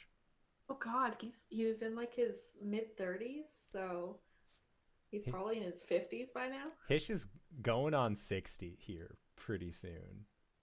And may I say, has aged like a fine fucking wine. Oh, yeah. Oh, of course. No, it's like, what is it? The priest who has broken all of those powerlifting records. Like, it doesn't matter how old Hish gets. Your strength is still gonna be fucking 20. Like, and I think as Albus calls you all in for this wonderful reunion, that is where we are going to call it for tonight's session. So I would like to say thank you to everybody who has joined us for this wonderful ride. Hey, Dingo, where can we find you? What do you do? You can find me on Twitter at WheresMyDingus. I'll probably have a lot of things to say tonight. We'll see. Otherwise, you can find me in other shows, such as every other Friday. I am on Off the Tables D&D campaign. It's a homebrew campaign called Tales from Thersha. And then the opposite Fridays, I am on a friend of mine, Matthias's channel, playing songs for the dusk in a campaign called None of Us Are Going Back. Thank you so much, Indoor, for this. This has been incredible.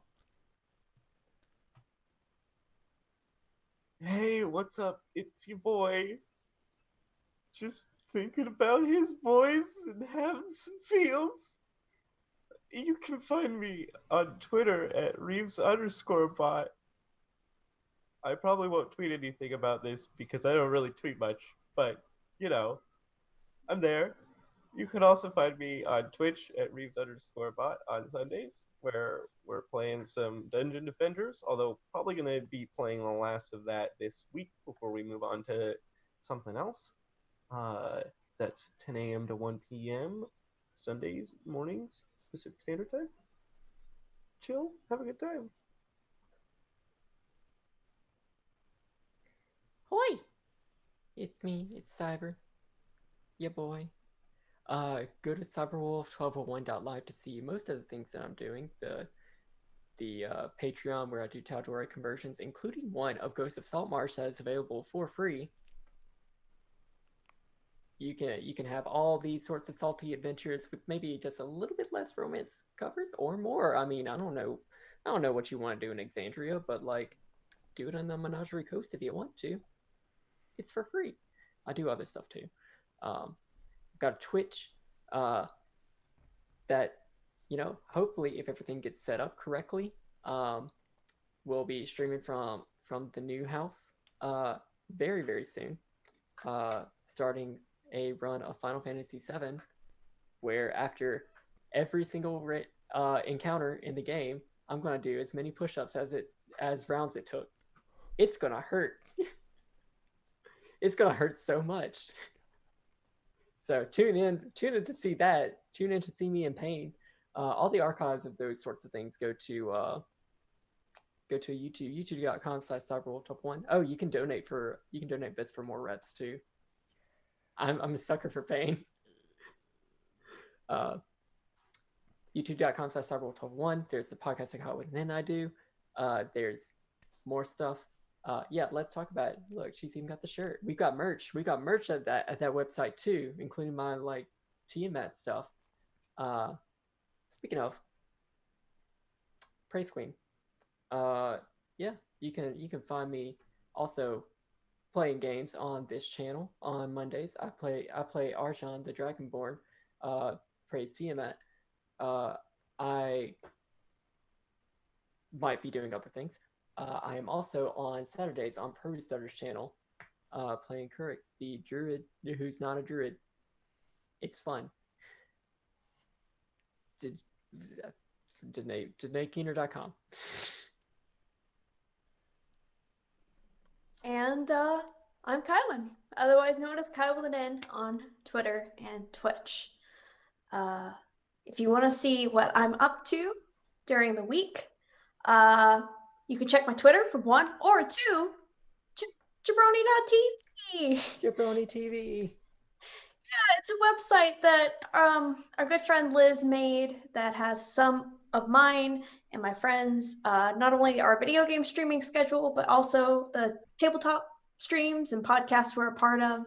So check it out there. One thing that I especially want to shout out, because I've been talking about this for months now, the crossover episodes of Cape Lorelei and East Cedo Beach are live. East Cedo Beach just dropped this week, so if you want to hear about the adventures of the East Cedo bitch, please give it a listen.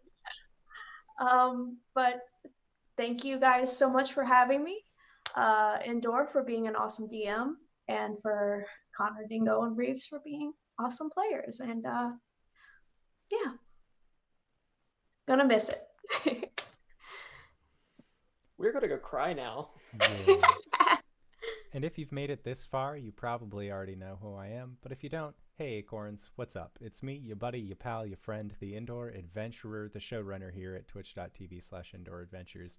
We do shows like this Monday, Thursday at 5:30 p.m. Pacific Standard Time and 7 o'clock p.m. Pacific Standard Time on Sundays. All of this show has been made self-sustaining thanks to contributions from viewers and listeners like you at our Patreon-supported podcast called Nights in the Courtyard, where we answer questions not only from each other, but also from the community. So we are going to be heading into that right now. But before we do, I would like to roll up my Ghosts of Saltmarsh dice tray and say thank you to everybody who decided to join us for this wonderful adventure. Thank you to these wonderful players for putting up with my bullshit this adventure. And we'll see all of you guys next time. All right, everybody. Bye-bye!